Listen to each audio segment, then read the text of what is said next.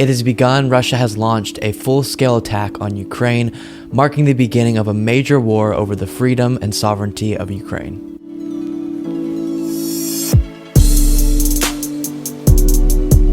So I was at work last night until late, and one of my colleagues mentioned that there was notifications coming in about Russia launching its invasion of Ukraine. And I was thinking, all right, they sent a little batch of troops over to that one region, and they're gonna kind of cause some ruckus over there for a number of weeks, but no. Obviously, right when I got off work, I started looking through everything that was coming in, and this is the real deal. An actual war has begun. Russia is trying to take over Ukraine. And so I got home, and this was probably midnight, 1 a.m. I was live streaming, trying to cover all the new information that was coming in. But obviously that live stream was multiple hours long, so I want to make a video going through what we know as of now and what we should expect. After months of troop and tank buildups, of grim warnings of violence and vague assurances of peace, and of efforts at diplomacy in Washington, the halls of the United Nations, and the capitals of Europe, Russia's invasion of Ukraine began early Thursday morning, with shelling and rocket attacks on several major cities, including the capital, Kiev, and dozens of deaths.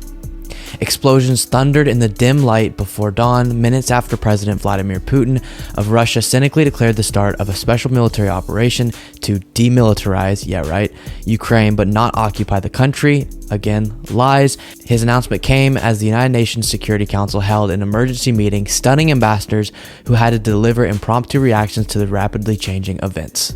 So as this UN Security Council meeting was going on, the invasion began. And based on the reaction of those ambassadors, I think it's not just us who were not expecting this to happen so quickly, but it's kind of the broader community, because obviously they've been warning about some sort of invasion for a while, but just overnight it went from, hey, we're sending some peacekeeping troops and blah, blah, blah, to bombs being dropped, troops coming across the border, a full-on war. So like I said, missiles are being fired and bombs dropped all across Ukraine in a number of different cities. You can see with this map on the screen all the different places that Russia has attacked so far. And then as far as troops on the ground goes, they're entering from all sides, coming across the Belarus border as well as through Crimea. And then Ukrainian officials are saying that Russian troops have also landed in Odessa on the Black Sea. And this is all developing so rapidly, and there's so much new information coming out. So this is just what I know at this given moment. We've already seen dozens of Ukrainian deaths, and unfortunately that's only going to go up. And I'm not even going to entertain all the lies that Putin is spewing about why he's doing this. He's saying they're trying to denazify Ukraine and that Ukraine provoked them, and that's why they're trying to go in and demilitarize Ukraine. No, all lies. He just wants to take over Ukraine. That's the bottom line. And with that being said, I've been trying to avoid saying this because a lot of people are very against it. Ukraine should have just joined NATO.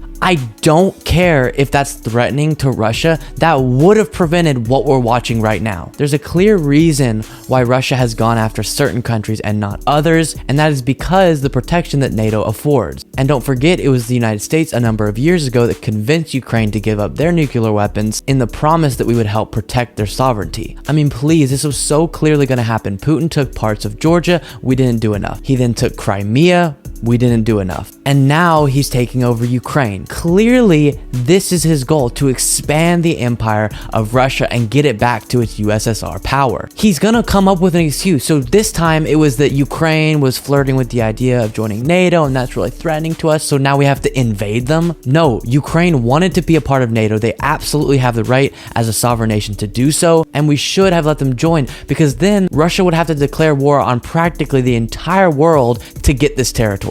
Instead of what we're seeing now, where he's going to go in and take over an entire country and all we can do is economic sanctions. So yes, I definitely think Ukraine should have joined NATO. That would have prevented this, even though it would have made Putin mad. Even someone as mad and irrational as Vladimir Putin would not have invaded Ukraine if it meant going to war with all of NATO. Now, Putin came out and gave an incredibly threatening speech towards the West after this invasion had begun, saying you better not interfere or there will be severe consequences. Let's take a look at that. Whoever tries to interfere with us, and even more so to create threats for our country, our people should know that Russia's response will be immediate and will lead you to such consequences that you have never experienced in your history. He's literally just clear as day saying, if you get involved, we're gonna use our nuclear power against you, which just shows how dark and disgusting of a man Putin is. Biden had a call late last night with Vladimir Zelensky, the Ukrainian president, where they discussed the ways in which the United States and the West would support Ukraine. And of course, all of the leaders of NATO countries have come out and condemned Russia's actions. Here's Ukrainian President Vladimir Zelensky's response to all of this. Today, each of you should stay calm. Stay at home if you can. We are working. The Army is working. The whole sector of defense and security is working. No panic. We are strong. We are ready for everything. We will win over everybody because we are Ukraine. And then this morning, Biden came out and gave a speech outlining what the United States' response would be to this. Instead of watching him lay all that out, I'll just quickly summarize. We're going to intensify sanctioning a number of different Russian elites. We're freezing a number of Russian banks, and we're already seeing the economic effect on Russia of everything that's been going on, with the Russian ruble dropping in value a ton to its all-time low. And then they're doing a series of actions to further cut off Russia from the global economic system. These will severely economically impact Russia, but as Biden said, after we enact these moves, it's going to take a bit for the Russian economy to feel the brunt of it. And so we're going to have to watch, as our government rolls out these different actions, how that impacts Russia and Putin's decision making. In my opinion, I don't think it's going to stop Putin, because clearly he took into consideration that this would be the response of the West, but he invaded anyways, so I don't see this changing his mind. So that was the stuff in the speech that Biden said we're going to do in response. Now let's just take a look at his more broad statements about the gravity of the situation. Good afternoon. The Russian military has begun a brutal assault on the people of Ukraine. Without provocation, without justification, without necessity, this is a premeditated attack. Let me say it again. Our forces are not and will not be engaged in the conflict with Russia in Ukraine. This was never about a genuine security concerns on their part.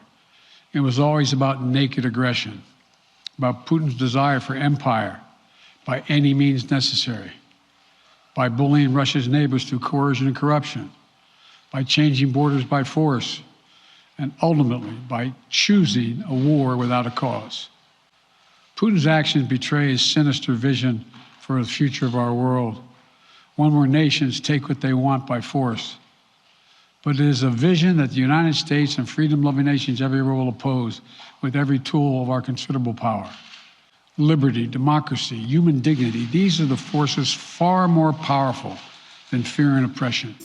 So he clearly restated that we're not going to send troops directly into Ukraine. Obviously, the reason that's such a big deal is the second that we put troops on the ground in Ukraine, we're declaring war against Russia, which means we're in a nuclear war. And he also mentioned in his speech he's going to do everything he can to not allow this to affect energy prices, because he doesn't want gas prices to go further up. And don't lose sight of how important this is, because I know as Americans it's easy to be like, that's happening over there, whatever. But no, not only are countless lives going to be lost and ruined, and a country's sovereignty violated, as well as a democracy wiped away, but also the danger of setting a precedent that takes us back to the times where authoritarians just try to take over as much territory as possible is the quickest way to destabilize the world. So this is so important. So how scared should we be for ourselves? I'll say don't panic, but it's definitely very frightening, because you just saw there, Putin's already threatening nuclear war, which is one of the most obvious ways that humanity could be wiped out. And so it's an impossibly tough situation, because we can't just sit back and watch,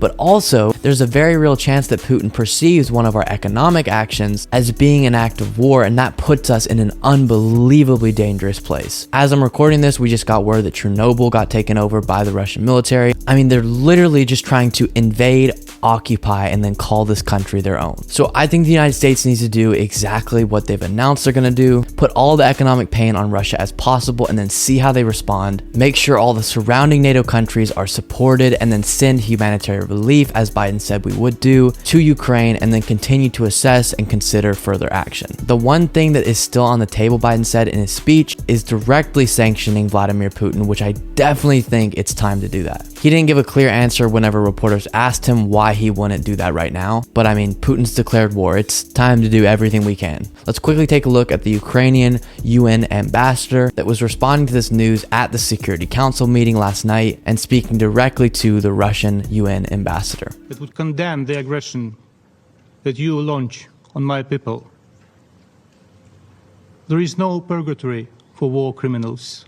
They go straight to hell ambassador. So all of our thoughts need to be with the Ukrainian people as there's mass evacuation from a lot of these cities, as well as people packing into bomb shelters and even subway tunnels. I mean, this is 2022 and you look at this footage, it just seems straight out of a world war and it's so hard to comprehend. I mean, think about being these Ukrainian people, families, kids who are either frantically trying to evacuate or sheltering in place while they hear bombs being dropped on their cities. I just can't imagine. I feel so bad for all of these people. They are literally just having their lives upended and some of their lives lost because of a greedy, disgusting authoritarian leader. As I mentioned, this is all developing so rapidly, so when you watch this, there may have even been more new information that has come out. I just wanted to put out my first bit of analysis on this, and then of course we'll continue to make follow-up content with more updates. I will also be live streaming coverage of all of this, as well as the CPAC speeches that are going on over the weekend, so definitely keep up with that, and if you see me live, jump on. I mean, we're watching history, so please hope, and if you pray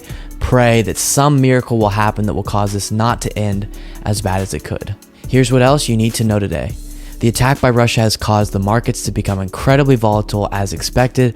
There are definitely going to be serious economic effects from all this. COVID deaths have been consistently 2,000 or more deaths per day in the United States, which is more than the daily average throughout most of the pandemic. I think we forget that. So many people are still dying, even though luckily we are seeing this finally start to go down. A juror in the Ghislaine Maxwell trial is going to be questioned under oath about possibly lying on one of the juror questionnaire answers, leading the defense to ask for a new trial. Be well, everybody.